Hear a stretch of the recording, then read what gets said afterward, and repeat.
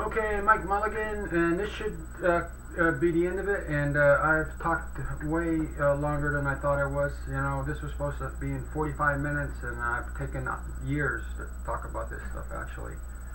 Uh, so today I'm going to talk about wrap up the timeline business again, and talk a little bit about natural gas. And today they had a couple articles in Union Leader, and they're actually not bad. Recently, talking about our grid system and stuff. They still, if I was god of the electricity system in New England, and I could dictate my will on everybody, I would make sure that there was a law that, especially the New England ISO and the state, the PUCs and the DUPs and all that sort of stuff, the state regulators of electricity and natural gas. I'd make sure, mostly those guys, it's voluntary, whether it's in their agency's interest to answer a article in the newspaper, right? To answer a newspaper's queries and stuff. They kind of say to themselves, "Wow, I'm not going to open my mouth because the first thing I'm going to think about is the credibility, my agency's interest, right? Probably keep the agency head in his job and stuff like that." So that's what I'd do. I'd make them all have to, make it a law. If you don't answer a newspaper's queries and answer them accurately, you're going to jail, or at least you're going to hell when I get a hold of you. So today's article, they're talking about the New Hampshire electric system and a death spiral. They've got players coming on. Enron, right? Enron was nothing but they wanted to be. They didn't want to have assets or anything like that. They wanted to trade in contracts. They wanted to trade in ideas and stuff. They wanted to have a company of no assets, more or less. And this is what's transitioning into within New Hampshire. New Hampshire, the state has been, for most of the last 100 years, been governed by fanatical libertarians and hardcore right-wingers and stuff like that, and they all hate government, and they do whatever they can to destroy it or weaken it, and all that sort of stuff. And the outcome is that they don't want any government. They want anarchy. They want the markets and the players that have the resources and all, to control our outcomes and stuff like that. That's exactly what's happening in New Hampshire. I forgot to look up. I forgot to look up PA. I'm going to do this because. So in New Hampshire they got. Public service in New Hampshire. It's owned by Northeast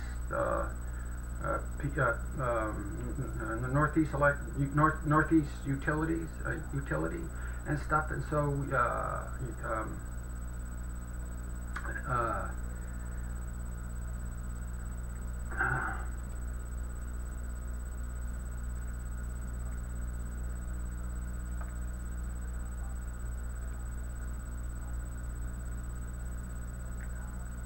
I'm wondering how Northeast Utility has been doing in the last year. Let's just see this guy. Wasting time, Mike. You're wasting time. Oh, they haven't been doing too bad. They've been heading on the way up, mostly. Actually, pretty good clip in the last 6 months. So, our electric rates are going up, or the potential of our electric rates are going up right in New England because we don't got enough natural gas pipeline capacity. So here we are. We're in New England. I mean, in New Hampshire, and it's a weak government state. I'm out spend a lot of time campaigning to replace a bridge, a dilapidated 1920 bridge. That's all on my blog, my adventures with that and stuff. And so, they hate government, they hate infrastructure. They don't mind infrastructure if a private company builds it and they charge you out the pants for it and all that sort of stuff. And no regulations, and because they hate government. Everybody hates government. And what's happening in the New England grid is it's a rendition of mistrust of government, and I hate the government guys. That they create the system creates the politicians. They don't want to be at the forefront of these issues, and they create let their agencies head it, and they don't say anything about what's going on, because if you say anything, you're just going to lose. You're not going to gain any votes. You're going to lose votes, and so the agencies are weak in a sense, and then the agencies don't like to be the forefront of stuff. So because then they'll again they lose votes of their bosses and stuff like that. Their bosses get ticked off at them and stuff, and so they create a thing like a New England ISO and New England Independent System Operator, a market regulator, in the same regime as very little regulations, very little power to create transparency. I talked about that. The New England ISO, the overseers of our transmission system, they don't have any ability to see what's going on in the pipeline, our natural gas pipeline system and stuff like that. So here we are. We sit in a world where we all of us mistrust government, and we don't honor our needs of having a centralized governing force and stuff like that. And we don't like government, so we yank power from them, and the politicians only want to get reelected. They don't care what they do and all that sort of stuff. And so we run around here with the big players doing what they will, and having very little incentive to act in our national interest, or even our state interests and stuff. It's an oligarchy. It's a group of guys, special guys, related by similar ideas and ideologies, and they clump together, and they basically dictate, the electric system that we got in front of us and stuff. And you look and say, well,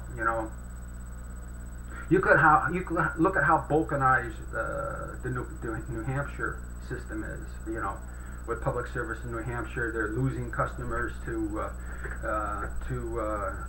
especially the corporate people. The businesses. They're flying away from public service in New Hampshire and going with these independent Enron style traders. They're just traders of contracts, right? They're not builders. They don't build the pipelines and the transmission systems and all the infrastructure to build a plant.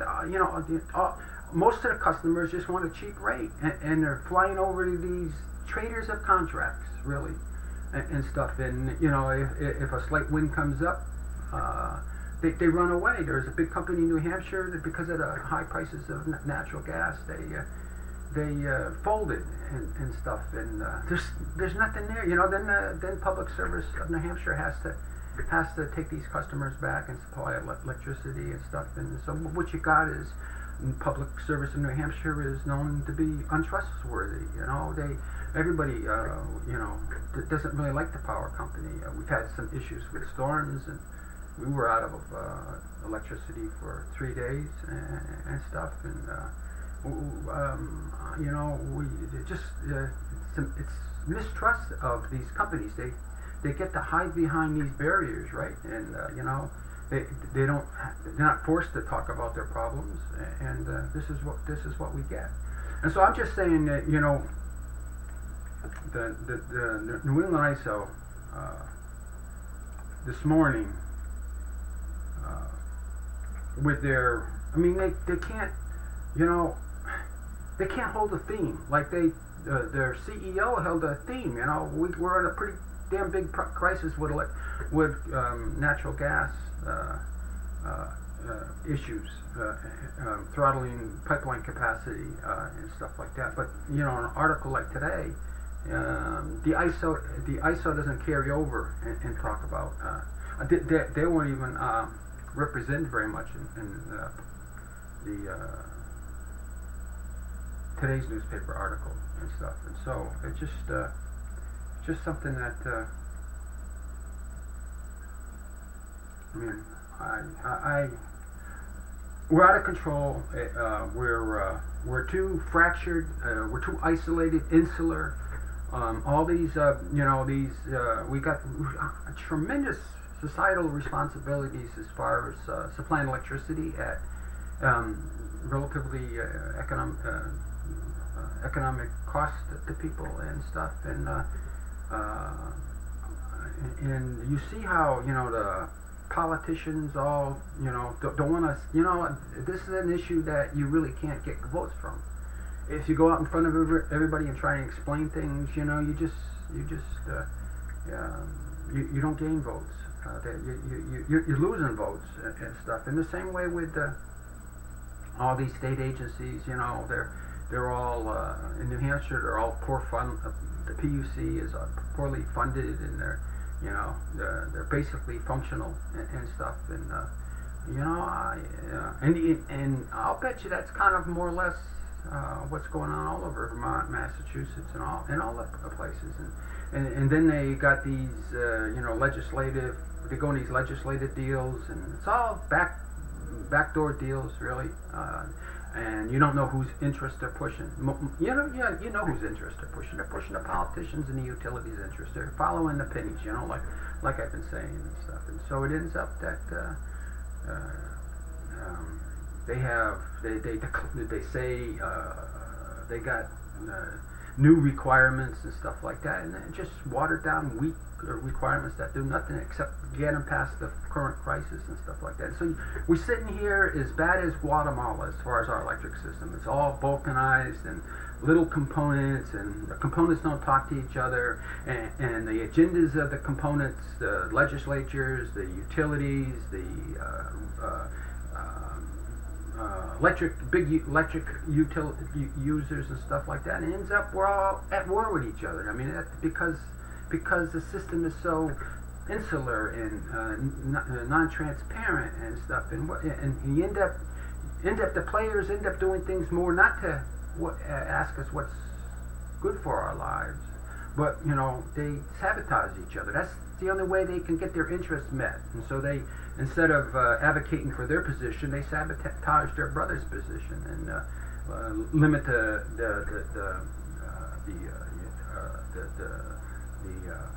building of pipelines and stuff like that. And if certainly Massachusetts doesn't want New Hampshire to steal businesses from them, so why should Massachusetts want more pipelines in New Hampshire, get natural gas pipelines in New Hampshire? And then you got the states all battling with each other and stuff like that.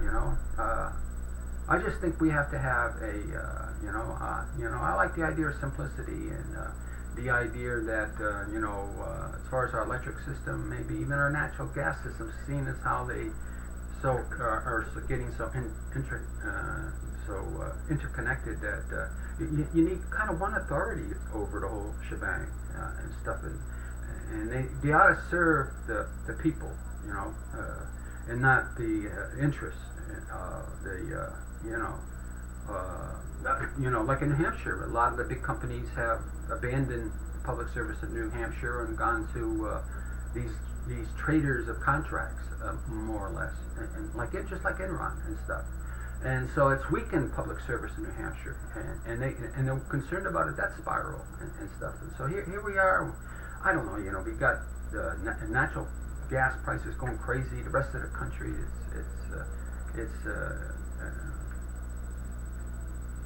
they've gotten a miracle and stuff. So I just wanted to talk a little bit about that. Trying to get the timeline up. Oh boy, Michael, you're wasting time.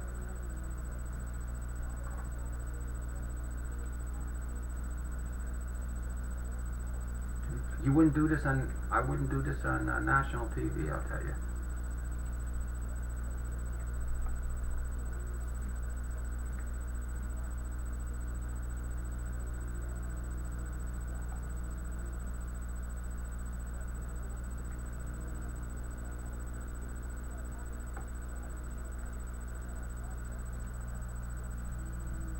All right, here we go. So I want to go over the timeline again because it's kind of important. You know, spring of 2011, new SRVs. December 26, 2011, the first Pilgrim Leap. November, this fall, last fall, 27th, 2012. The New England ISO says we have a grid crisis, right? That's just going to be as far as the eye can see. This thing, because, you know, like I said, everybody's sabotaging each other, and nobody wants to stick their nose out, and nobody has the power. All the power's been drained from all these agencies and stuff like that. So at the end of the day, all they're out there talking in the media is about so that they can perpetuate their own incomes, right? The IS, the New England Independent System Operator. All they're out there for is, you know, we gotta show the public an image so that we'll all have our incomes, and you can all have this kind of weak regulatory authority over our, you know, how we distribute electricity all throughout New England and stuff. So the 27th, November 27, 2010, that's when the grid, January 20th, 2013, that's the first leak. The next day, we're in a dire grid emergency. See, and like today's article, they kind of say, you know, well, it just is only it's only going to be limited times in the winter and summer as far as shortages and high prices and stuff like that. It's you know, they don't want to talk. They don't want to keep a theme of, well, you know, it's bad times ahead of us. We're going to have terrible times as far as a lot of plants are going to be shut down, and you know, I sent the thing with the NRC about Mount Tom power plant. It's an old coal plant.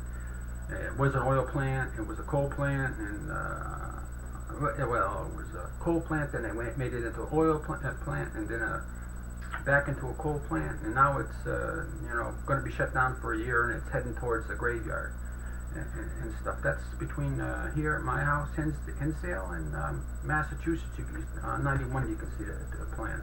So it's an electric generator, and just to give you an idea, and a French firm owns that, right? It's a French company owns that, big conglomerate. And at the Vernon Dam, a National Grid, that's a British company. The people that own the Vernon Dam is TransCanada. They're a Canadian company and stuff. And so, you know, that's what this deregulation done for us. You know, this essence of, well, we don't have the ability to regulate ourselves. These big corporations don't have the ability to regulate ourselves. We don't trust government, so let's go to the libertarian, hard right-wing philosophy is we hate government, and we love anarchy. We love anarchy on the grid. We love disorganization. We love the powerful players stomping over the little guys and all that sort of stuff, and we mistrust the human spirit in that type of thing, and we can't create these large organizations and manage them in a way, in a transparent way that we can have trust, and so it ends up that, you know, we create Guatemala bureaucracy where you know, nobody has power, and we spend trillions of dollars a year on maintaining these worthless bureaucracies and organizations and stuff like that. You know, just think about all the money that in all our states, as far as this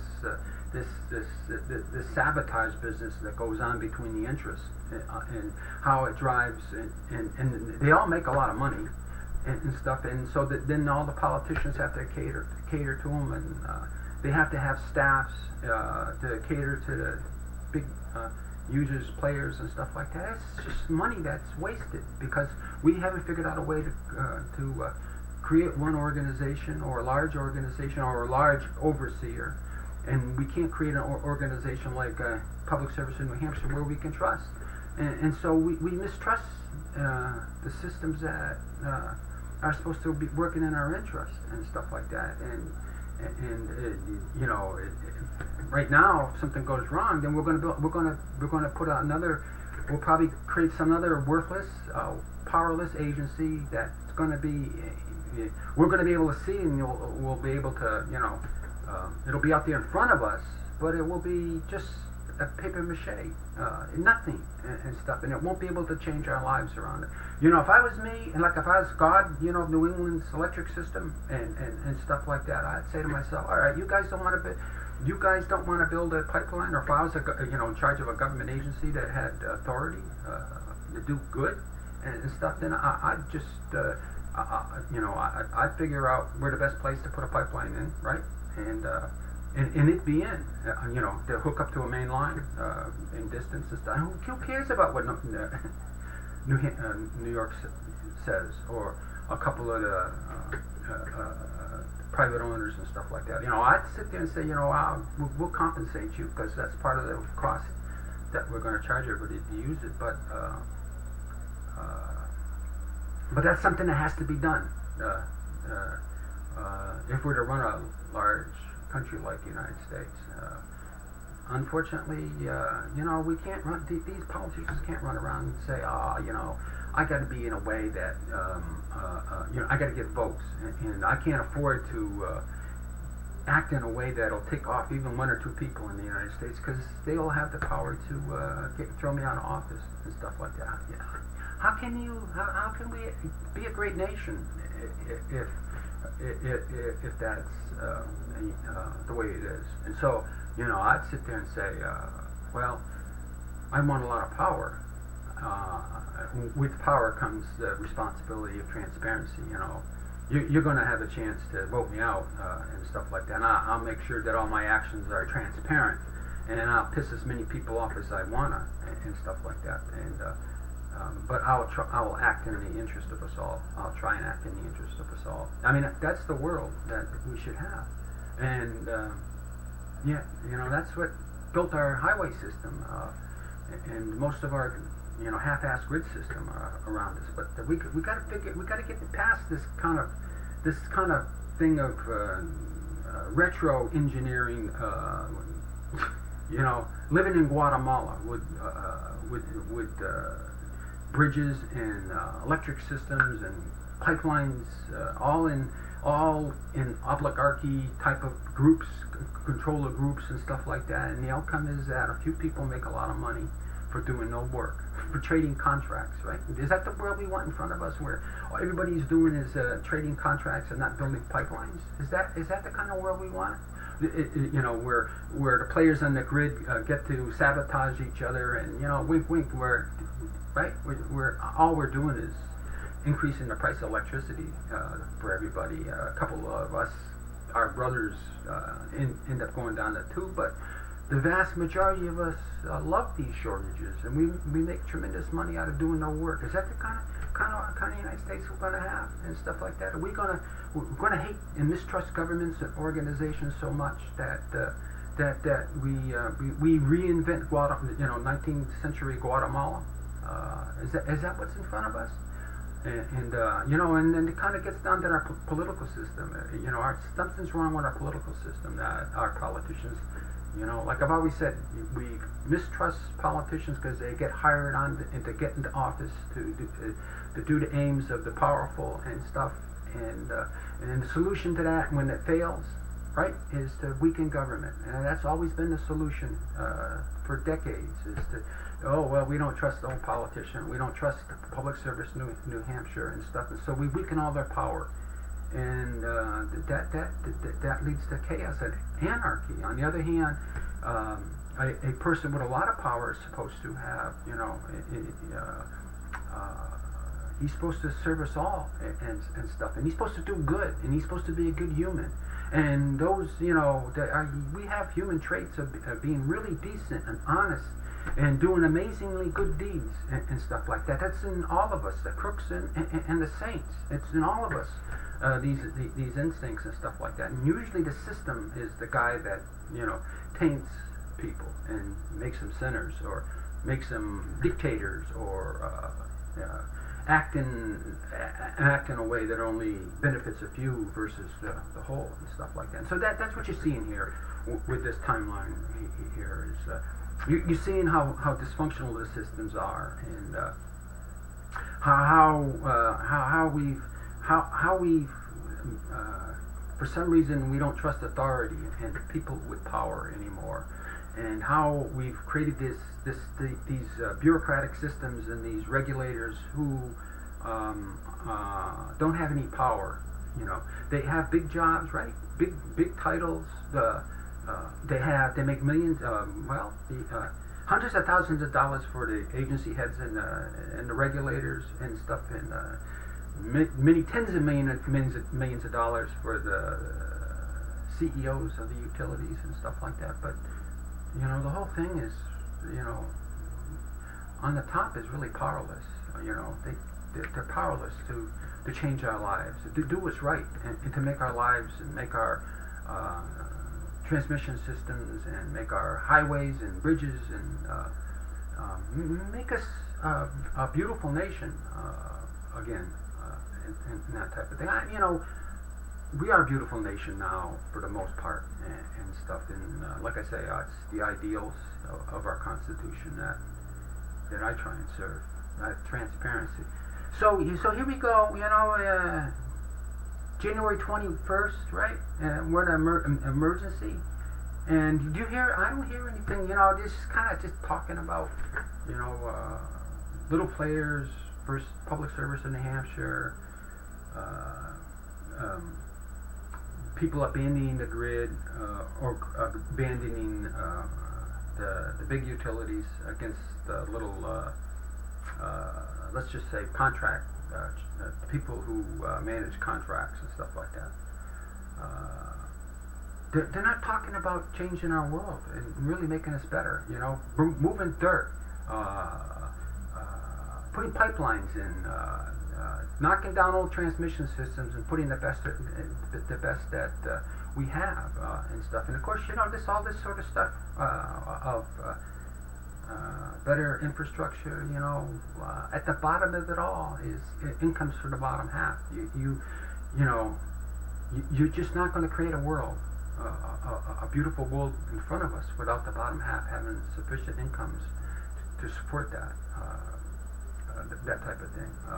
That we can afford high electric rates, or moderately high electric rates, and we can afford to purchase new bridges and keep our transmission system and our electric system with the most modern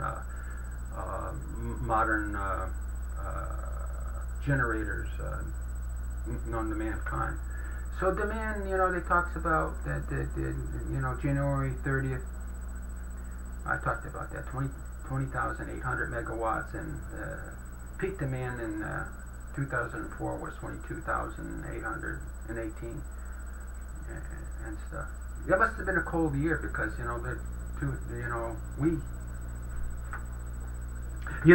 that's what right there you're seeing that demand. That's you're seeing the spike of it went on for a few more years, but there was an enormous utility price spike. I mean, it was the largest speculative bubble the United States has ever seen as far as utility stock prices going. That's the way our electricity. That's how they set the electricity system up. And they kept ginning the system up and figuring ways to make it more expensive. And by the time 2007 came up, the stock prices were almost going straight up as far as the big utilities, and they collapsed. And most of our utilities haven't regained the peak that they had in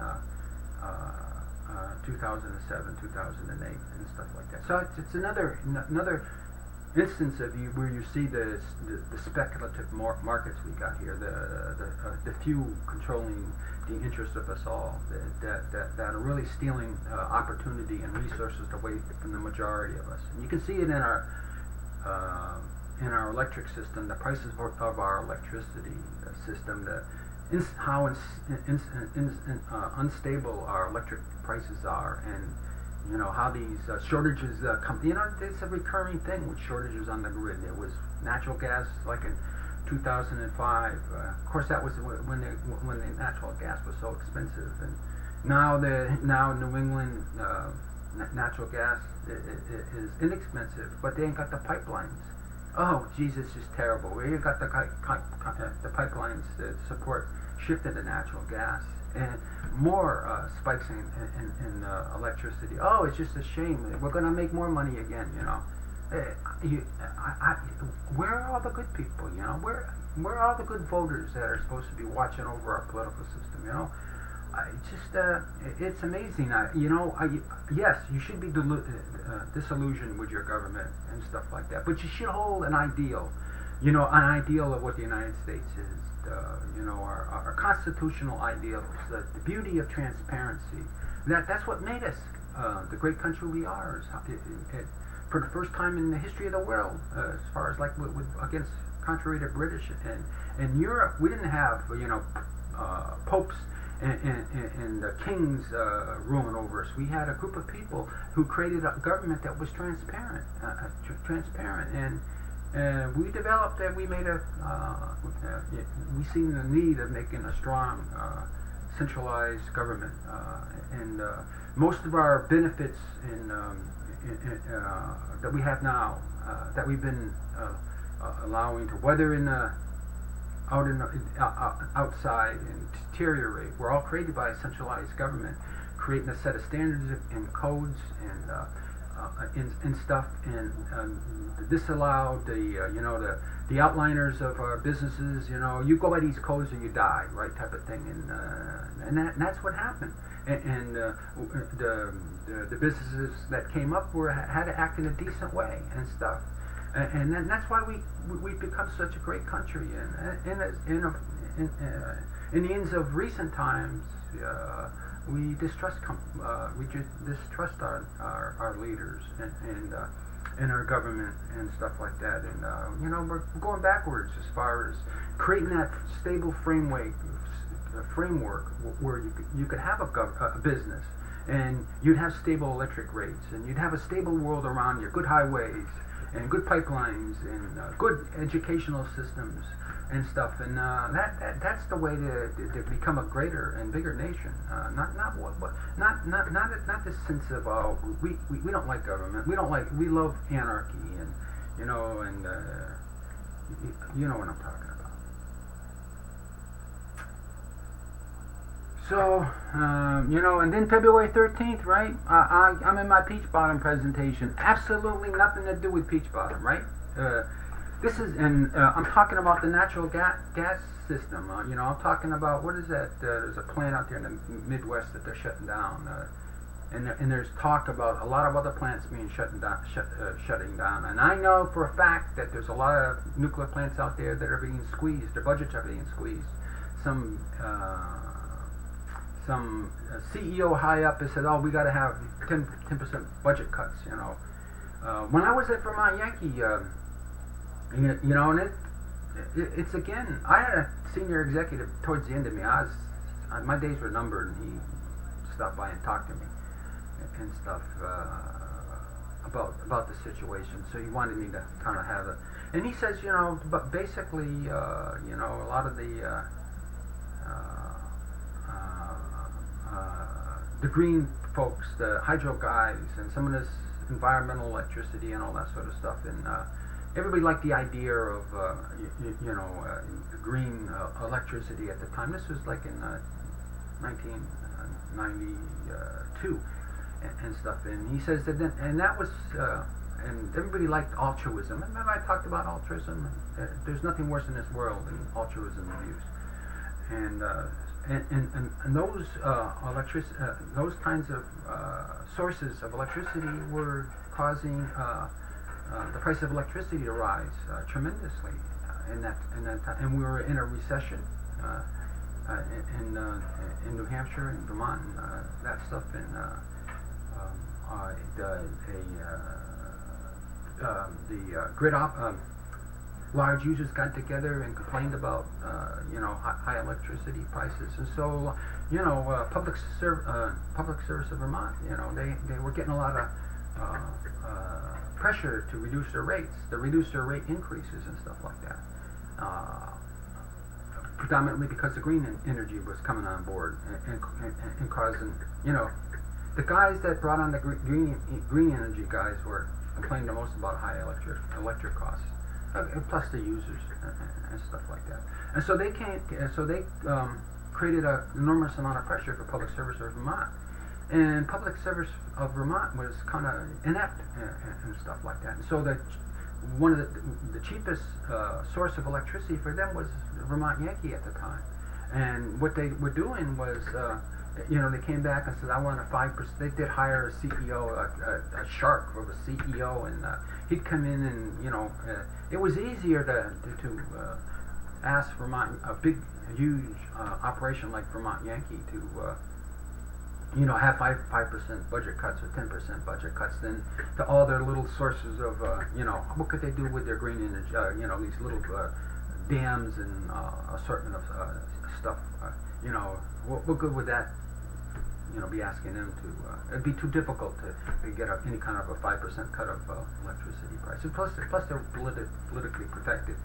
And so they came into Vermont Yankee, the biggest user and the most inexpensive source of electricity, and they came back with budget cuts. And you should have seen what these budget cuts did to the organization, and they created this environment of fear and created this environment of telling half-truths. It evolved, and then to lying and thieving and picking on people that couldn't stomach the lying and stuff like that. That's the Vermont Yankees story during my days. What I've seen, and this is February 13th, right? I'm sitting there saying this is a Hurricane Katrina, this is a Hurricane Sandy. I'm trying the best I can to get the message out. This is a blizzard Nemo that's coming down on us. This is climate change. This is a huge economic climate change that's going on in the industry as far as natural gas business. Then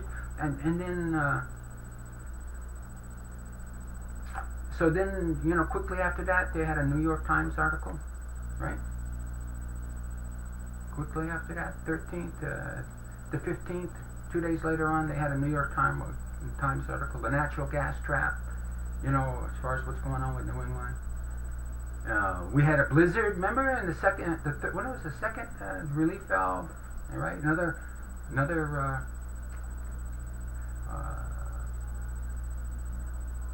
and then on March 17th, they had the New Hampshire Union Leader article, Reliance on Natural Gas is a Threat to the Grid. That whole thing, reliance, threat to the grid.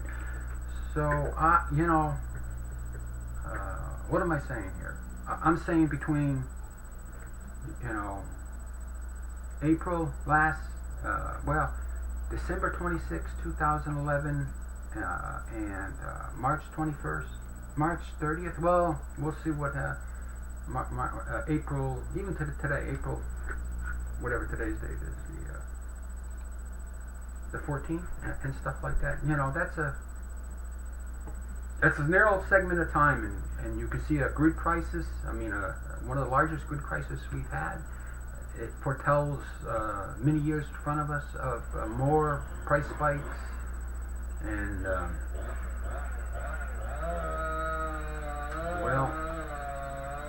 I don't know how much you're hearing of that, but he probably came in on a good time. Anyways, I'm off riding, going to ride my bicycle. Thank you.